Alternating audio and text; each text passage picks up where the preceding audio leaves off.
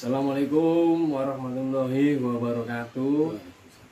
Bertemu kembali bersama kami Hogi Adikana Wesi Aji. Salam Rahayu, Om Swastiastu, salam budaya, salam spiritualis, salam Indonesia maju. Kali ini kita ditemani dengan Ki Sukmo Joyo Sejati. Kita akan membahas mengenai temanya mengkaji diri. Saya akan bertanya kepada beliau, mudah-mudahan ada manfaat buat rekan-rekan semuanya. Ki, kita ini mau tanya mengenai hal mengkaji diri. Hal mengkaji diri itu hal apa aja yang harus kita lakukan, Ki? Ya, kalau menurut saya tentang kepribadian kita sendiri ya, maksudnya ya, dari sikap, tutur kata, juga dari apa ya, memberikan suatu nasihat, ya, tentunya tujuannya untuk kebaikan. Benar, ya toh? Karena kita nih hidup nggak mungkin sendirian kan? Iya, benar. Kita masih membutuhkan orang lain. Benar. Berinteraksi. Iya, seperti itu. Ya. Jadi kalau menurut saya sekarang ini sudah waktunya berbaik hati lah kepada sesama. Nggak perlu sombong, ya, nggak perlu individu, untuk kebersamaan yang kita benar, hidup, benar, ya kan? Terus kalau untuk ini kan gini Om ya, apalagi dengan masa-masa yang sulit seperti ini, di era-era masa panggebluk, agar dalam diri ini kita itu bisa selalu untuk apa ya istilahnya ya, tegar itu dalam menghadapi suasana. Menurutnya gimana? Kalau menurut saya ya hidup kita nikmati aja dengan keadaan apapun. Kita harus merasa bersyukur kita yang dalam kepada Sang Tuhan sendiri ya kan. Iya. Jadi kita mohon kepada Gusti Allah ya, supaya diberi kesabaran, terpenting sehat. Ya. Yang faktor utama itu ya. Iya, jadi dengan adanya pandemi gede ini ya, sedunia mengalami seperti itu, ya kan, banyak orang yang meninggal karena virus dan lain sebagainya. Jadi kita sikapi dengan apa ya, dengan bijak aja, seperti itu. Nah, terutama kita menjaga kesehatan, itu yang paling utama. Dan tetap pada iman. Oh iya. Jadi kita harus bisa mengendalikan diri kita. Karena diri kita ini sebetulnya mudah kok. Kita kan punya yang namanya saudara empat, turu papat limo panca. Itu mungkin jenengan saya jelaskan ada manfaat faedah untuk mengkaji diri kita itu untuk menambah keimanan atau gimana lah. Ya saya pun juga masih belajar. Iya. Cuman sedikit banyak itu kita ini kan harus gimana ya? Harus berpikir ya. Iya. Bahwa kita hidup ini enggak sendirian. Kita ini diikuti saudara kita empat, turu papat, limo pancer kita ini kita sendiri. Yang nyata ini ya. Iya. Jadi sebetulnya pengertian atau kalau Jawa itu tergantung dari apa ya? Kalau menurut saya ngoncei diri. Seperti temanya tadi. Belajar dari diri kita sendiri. Mengkaji diri itu tadi. Benar maksudnya. Jadi kita kan punya saudara empat. Ada yang warna putih, merah, kuning dan hitam. Itu dari masing-masing warna itu memiliki artian atau makna? Bisa. Memang seperti itu. Bisa dijelaskan nanti. Nah, kalau dari kita yang merah itu kan amarah. Oh, nafsu amarah, amaroh. Putih kesucian diri. Kuning simbol derajat. Hitam. Kalau dulu Gung Mangewo. Sebelum ada apapun kan gelap. Simbol jati diri atau kesatria. Dari empat warna kita seperti itu. Sebetulnya ada 5 masuk. Yang hijau itu kan nanggone di hati. Oh iya. Makanya hijau, warna hijau itu kan gawe tentang adem ayemnya hati. Simbolnya PKB hijau. NU hijau. Jadi simbol ulama itu kan pakai hijau. Ya, seperti itu maksudnya. Adem ayemnya di situ. Jadi dari kelima unsur warna itu memiliki keseragaman masing-masing. Mencakup suatu kesatuan akhirnya terhadap diri kita. Di Ongsi Feng Shui kan juga 4 penjuru. Di Ongsi Feng Shui matahari iya. 4 penjuru maksudnya. Kepercayaan dari orang apa ya, boleh kita sebut ya, ya. Chinese ya, Ya. itu ya. Tionghoa. Tionghoa, ya. Sebetulnya kita juga punya pakam sendiri, bukan orang Tionghoa aja yang punya fungsi feng shui. Jawa pun juga ada. Perhitungan Iya. seperti ya.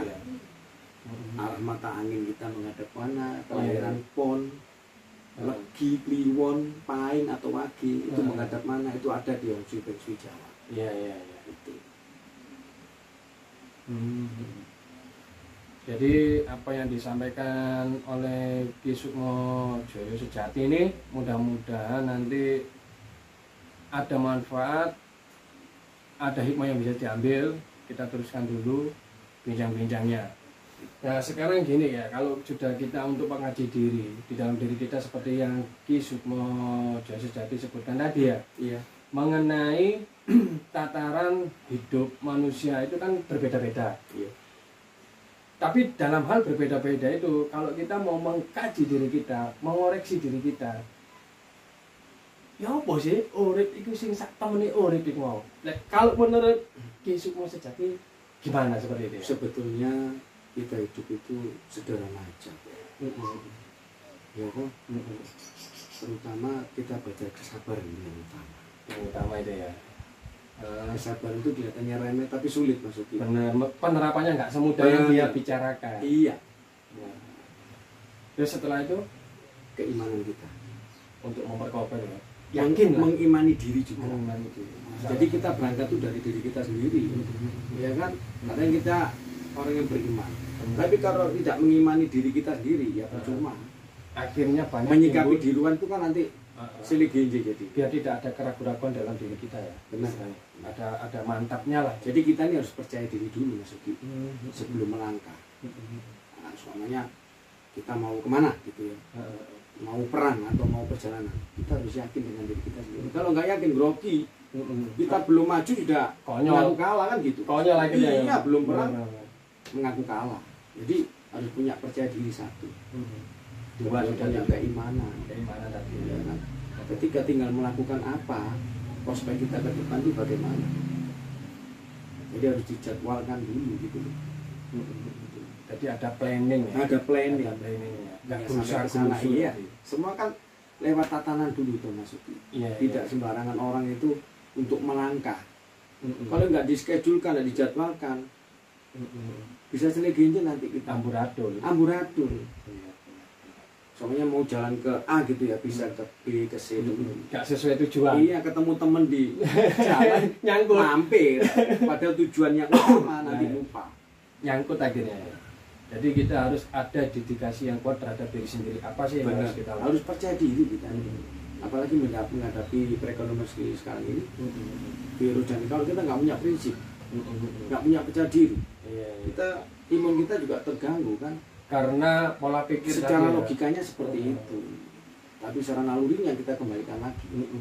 Jadi kita harus punya prinsip. Ya seperti sekarang ini apa protokol kesehatan, ya toh, pakai masker kalau di luar, ya kan, cuci tangan sebelum makan atau apa seperti itu. Karena itu salah satu proteksi untuk diri kita pribadi. Dengan ketiganya kita minum vitamin atau apapun, jamu atau vitamin yang membuat imun kita itu kuat. Yang paling kuat itu pola pikir kita, main power kita, juga keyakinan kita. Jadi terjaga gitu maksudnya. Jadi nggak mudah sakit atau lemah diri kita ini. Tapi kalau ditakut-takuti, semua itu tak pasrahkan Tuhan. Yang penting aku menjaga kesehatan gitu. Terutama kan diri sendiri dulu. Benar, keyakinan diri. Kadang orang-orang itu lupa dengan keyakinan diri, nggak yakin gitu. Iya. Mau melangkah nggak yakin dengan dirinya. Nah, bakal utama itu apa? Keyakinan kita. Terus setelah itu apa lagi? Ada lagi dari satu tadi apa itu? Yang dua tadi keyakinan, yang keimanan, keyakinan. Baru kita prospek untuk melangkah apa tujuan kita. Iya kan? Dalam tujuan hidup ini tadi. Benar, tujuan kita nih apa? Dari A sampai Z itu apa? Jangan sampai kita melangkah. Gitu. Jadi harus kita tata. Karena hidup ini istilahnya bukan menata diri, bukan, harus tertata dulu. Baru menata diri. Biar kita hidup itu lebih enjoy, ya itu logikanya seperti itu. nyaman. Kalau secara spiritualnya itu lebih penting Mas Yogi. Jadi penting. Istilahnya gini ya, Ya. hidup ini tuh ada dua kemungkinan ya, antara jasad ini sebagai wadah dan di balik jasad ini ada kehidupan Ada lagi, roh. ada roh, kehidupan yang kedua ya. Itu Karena- harus seragam. Karena roh ini kepunyaan Sang Tuhan. Ya, jadi ada yang percaya dengan roh itu kita lepas dari kepercayaan apapun ya. Iya.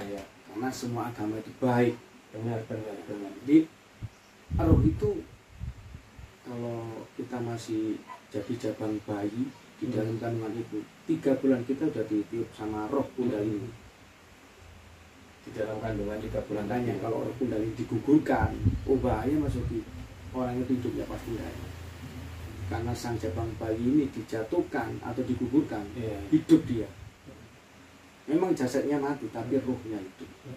Bisa mengganggu orang tuanya yang mengugurkan tadi Mas Yogi. Mungkin senternya seperti orang-orang mengatakan menjadi sebuah bayi bajang ya nanti. Bener. Jadi hati-hati khususnya kaum hawa atau kaum wanita, jangan sekali-sekali menggugurkan kandungan di usia 3 bulan tadi Ki, ya. Iya, karena akan usia 3 berdampak, bulan itu udah ditiup roh Kundalini dari sang halik seperti itu. Itu kalau dibabarkan di pengertian atau kamu Jawa itu ada.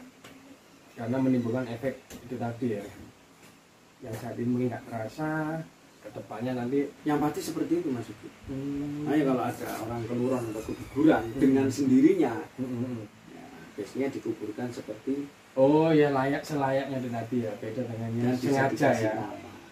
Atau kalau bagi yang muslim itu bisa nanti ini kita berbicara apa itu namanya kompleks umum aja ya, bisa dikirimi doa itu sana. Karena sana ini hidup Iya. Yang mati kan raganya ya, rohnya masih bisa berjalan. Nah, ini itu yang saya pelajari dari guru besar ya. Iya. Jadi tentang roh Kundalini 3 bulan berarti itu roh Kundalini. Sebenarnya dari kajian untuk mengkaji diri ini kita sebelumnya juga ada requestnya sih. Ya. Makanya kita buat konten sama Ki Sukmojoyo Sejati ini mengenai mengkaji diri. Mudah-mudahan Pak Yones yang dari Palembang bisa menyimak konten kami ini, ada manfaat yang bisa diambil dari beliau mengenai suatu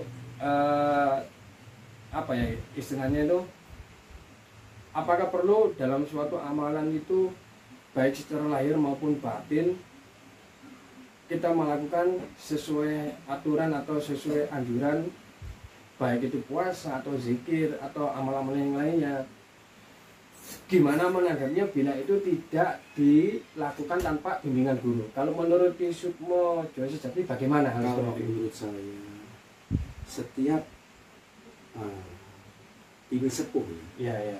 Dulu juga pernah berguru, maksudnya ada yang membimbing atau membina, biar nggak salah.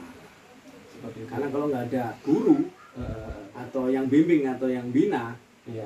orang bisa gila Mas Uki. Nggak Seperti tahu ya. itu. Jadi untuk karakter teman-teman yang mau belajar kesepuan, Iya. jadi harus ada pendamping atau seorang guru besar yang mumpuni dalam hal kamu pengertian atau keilmuan itu sendiri. Jadi kalau ya asal ya, nggak tidak ya? asal untuk belajar. Kadang pernah sih ya, di sini pernah ada tanya jawab antara saya dengan kamu. Iya. Dia ini masih muda, kepingin punya ilmu ini itu dan lain sebagainya. Tapi saya melihat dia mau belajar sebuah ilmu kanuragan dari buku yang dia beli di pasaran, maksudnya. Iya. Kayak buku-buku mujarobat itu biasanya umumnya Seperti itu kan gimana ya saya kalau ngomong. Jadi belajar suatu keilmuan kasepuan itu nggak bisa otodidak, terkecuali mereka indigo sejak lahir, ataupun ada turunan dari nenek moyang atau leluhurnya. Itu pun meskipun indigo atau ada turunan dari leluhurnya, mereka harus masih belajar kepada guru yang mumpuni untuk bisa menyempurnakan benar. jadi nggak asal bisa gitu. Itu kan di film, Iya, tapi iya. kenyataannya kan enggak. Iya, iya. Gitu. Jadi beda. Jadi anak-anak sekarang itu belajar keilmuan atau orang sekarang itu terobsesi di Film-film televisi mungkin ya. atau film-film gitu Mas Obi. Iya, iya, iya. Gitu. Yang belum tentu kebenarannya itu benar, hanya tahu matanya nyata. bisa menyesatkan instan. Heeh. Jadi untuk pelaku spiritual tidak mungkin instan. Mas Obi bisa tanya ke beliau-beliaunya yang ada istilahnya- tahapan proses yang pasti seperti itu. Beliau bini sepuh tentang kauru keilmuan apapun, entah itu Jawa, entah itu apapun ya, keilmuan spiritualis itu pasti ada gurunya. Tidak mungkin beliau-beliaunya tidak ada gurunya. Itu Mas. Nah ini sekarang gini nih, Ya. kita kan sudah membabar mengenai inti dari mengkaji diri ini kan kita harus memiliki keimanan, kita harus memiliki kepercayaan. Iya. Yang ketiga kita juga harus memiliki tujuan dalam menjalani hidup ini agar arah hidup yang kita jalani ini biar tertata dengan baik, tidak amburadul, tidak salah arah ataupun apa ya namanya itu, seperti itu. Jadi mudah-mudahan apa yang disampaikan sama Ki Sukmojo Sejati ini ada manfaat buat rekan-rekan semuanya, baik dalam sedikit bab keilmuan tadi mengenai sedulur rapat lima pancer, ataupun dengan tata cara dalam hal kita belajar suatu keilmuan itu semua ada prosesnya, nggak ada yang instan, dan juga ada pembimbing. Yang pasti seperti Mungkin dari Ki Sukmojo Sejati ada pesan-kesan yang bisa disampaikan untuk rekan-rekan YouTuber Hoki Kris Hadikana ini, yang sekiranya nanti bisa dijadikan pembelajaran dalam kehidupannya sehari-hari untuk melakukan spiritual, maksudnya pelaku spiritual segala hal, baik spiritualnya dalam menata dirinya, terutama untuk menumbuhkan suatu kepercayaan. Apalagi dalam kondisi pandemi ini, janganlah kita mudah gegabah untuk linglung, tapi balik mana eling marang awake dhewe dan nyawiji marang Gusti Pangeran. Monggo manunggaling kawula marang Gusti. Nggih. Yang terpenting itu tadi, kita harus apa ya, kalau yang istilahnya bisa meredam diri ya, ikhtiar istilahnya. Iya, iya. Bisa dilakukan dengan tirakat. Kalau yang suka puasa monggo silakan, puasa Senin Kemis, puasa Daud atau weton dan sebagainya untuk meredam diri. Jadi tetap kita bersabar dan tetap tawakal. Kalau orang selalu mendekatkan diri kepada Sang Tuhan, pasti ada jalan masuk. Baik kesehatan, keselamatan, panjang umurnya, yang pasti seperti itu. Atau kesuksesan menuju kesuksesan pasti saya yakin.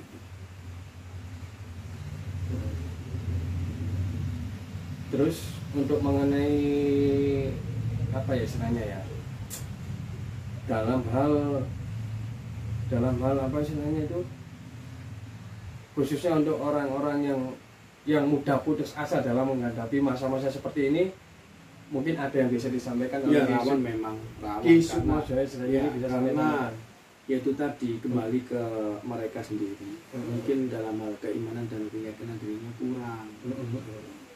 Jadi kita juga harus banyak belajar kepada senior yang istilahnya untuk pembelajaran diri, membicarakan masalah apa, kesehatan, pola hidup, pola makan dan lain sebagainya. Jadi kadang orang sekarang ini nggak mau melihat dirinya itu bagaimana, ya kan? Satu dari pola makan aja kadang mereka keliru. Oke, enak anggar mangan.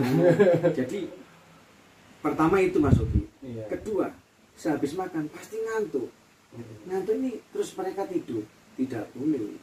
Jadi habis makan selang 2 jam atau lebih baru boleh tidur. Karena kalau seperti itu asam lambung ini naik Mas Obi. Karena masih masa-masa proses pencernaan. Benar. Jadi lamanya 2 sampai 3 jam. Itu untuk kesehatan ya. Ya, ya. Enggak mengaruh juga nantinya. Nah, kalau kita sakit berarti salah satu saudara kita kan ada yang sakit. Ya. Jadi kalau masalah spiritual ini tentang saudara kita 4 ini, kalau dulu saya laku ya dari guru saya Mojang, di saat kita ini tirakat, ikhtiar, puasa atau melek, salah satu nah, itu ruh yang bernama saudara empat ini itu kita istirahatkan. Setelah itu kita istirahatkan. Kalau kita tirakat, melek atau puasa itu seperti mengistirahatkan saudara empat kita. Tapi kalau kita tidak pernah melek atau tirakat, itu saudara kita melek terus, Mas. Itu bisa karena jaga itu bisa membuat kita sakit kejiwaannya kita. Dalam tanda kutip Dan nerno tadi ya. Iya. Dan fisik kita juga ikut sakit. Makanya kadang tirakat itu perlu masuk. Apalagi seperti kita. Kita kan istilahnya orang tua ya. Kepala rumah tangga atau kepala keluarga. Bertanggung jawab kepada keluarga, anak dan istri. Jadi wong lanang ku ojo gembeng ngono lho. Iya. Ojo cengeng gitu loh. Yang benar-benar kesatria gitu loh. Kaya tirakat ditirakat. Jadi gentle ya. Ini pupuk itu tadi ya. Ini membicarakan masalah spiritual atau ritual. Tidak membedakan agama apapun baik, kepercayaan apapun baik. Iya. Kalau kita kepingin jadi kokoh, misalnya bisa jadi orang yang benar-benar mumpuni di kehidupan, ya itu tirakat, Mas. Salah satu ya. Saya dulu nggak punya apa-apa, Mas. Ya sering tirakat. Ya kan mendekat diri kepada Sang Tuhan lewat guru spiritual saya. Jadi di sini tuh kita tidak hanya menjaga kondisi fisik aja. Ya, jadi kondisi batin pun juga diolah ya. Batin dan fisik harus life is balance. Kalau nggak balance, iya hidup ini ombang-ambing tadi ya. Terombang-ambing seperti itu. Mungkin ada lagi yang disampaikan untuk wejangan-wejangan pesan-pesannya? Kalau menurut saya, untuk yang masih belajar spiritual, tolong sekali lagi mencari guru yang benar-benar bisa membimbing atau membina. Ya. Jadi jangan sekali-kali belajar sendiri untuk masalah spiritual. Ini penting, karena menyangkut diri. Nanti kalau kita belajar sendiri, larinya bisa kejiwaan, bisa ketawa-ketawa sendiri sampai telanjang nantinya.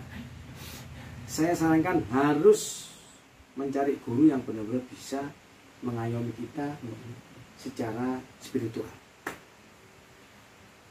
Mungkin apa yang sudah disampaikan oleh Ki Sukmojo Sejati ada kiranya manfaat atau hikmah yang diambil, dan kami Hoki Kris Adigana Wesi Haji mohon maaf apabila ada penyampaian tutur kata yang kurang berkenan atau kurang terpahami, mohon maaf yang sebesar-besarnya. Dengan ini konten kita akhiri nih semua. Dengan ini konten ini kita akhiri. Next kita akan membabar mengenai hal atau spiritualis yang lainnya. Salam Rahayu Sanggung Dumadi.